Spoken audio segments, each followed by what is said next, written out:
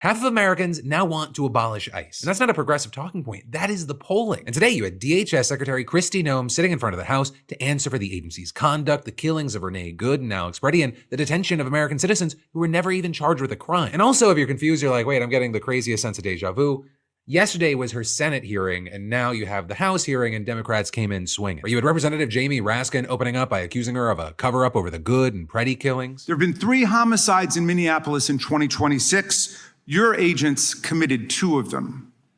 Rather than work with state and local authorities to solve these homicides, you barred Minnesota's investigators from the crime scenes. You're denying them access to all the evidence that you have about the deaths of their citizens. It smells like a cover-up, and it makes me wonder who the real domestic terrorists are. With Raskin then walking her through a series of yes or no questions about the use of lethal force. Is it lawful for federal agents to shoot and kill a person for engaging in peaceful protest and nothing else?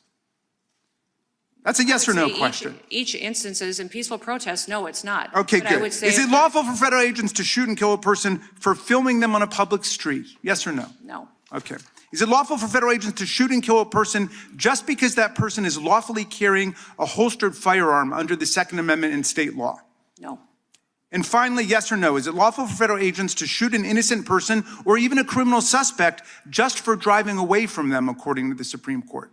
No. Then you had Representative Pramila Jayapal turning to ICE detaining American citizens, with her noting that yesterday Noem told the Senate that ICE agents can arrest citizens if they have reason to question their citizenship, if they're obstructing law enforcement, or for probable cause. And Jayapal actually brought American citizens who were detained by ICE into the hearing and turned to them directly. Raise your hand if you were not charged with any crime following your detention.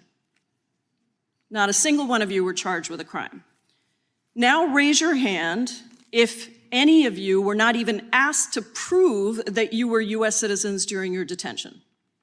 Not a single one of you were even asked about your citizenship status, making it clear that DHS agents simply don't care that they're arresting U.S. citizens.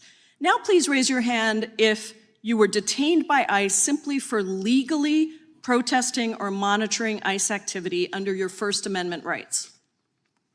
All 4 U.S. citizens have raised their hands. And then when she asked Noem if she'd like to apologize, Noem said that she'd need more context. Right? And Jayapal just didn't let that slide. You have actually turned the United States government against its own residents. Yours is a case of failed leadership, Secretary. You need to resign, be fired, or be impeached. And like everything right now, this is not happening in a bubble. The public is turning on ICE in numbers that are very hard to ignore. According to YouGov, 50% of Americans now support abolishing ICE compared to 39% who oppose it. That is the first time in that outlet's polling that it has hit that threshold. And the breakdown is 77% of Democrats want to abolish it, 52% of independents, and nearly a quarter of Republicans. And then even with those who don't want to abolish the agency outright, the majority want restrictions. 59% say that agents shouldn't be allowed to wear masks, and 75%, including over half of Republicans, say that officers should wear uniforms that clearly identify them as ICE. And so ultimately, Noem, she can dodge questions in a hearing. She can ask for more context when confronted with citizens that are agency detained without cause. She can deflect to Biden and try to blame the media, but she cannot dodge the numbers. Half the country wants her agency gone, even more want it reformed, and the people that are agents killed and detained, they're showing up to these hearings in person. They're raising their hands. They are putting their faces on the record. And whether any of this translates to real consequences, I think it largely depends on the midterms in 2028. But in the meantime, the gap between what ICE is doing and what the American public is actually going to tolerate, that's widening fast. And every hearing like this one,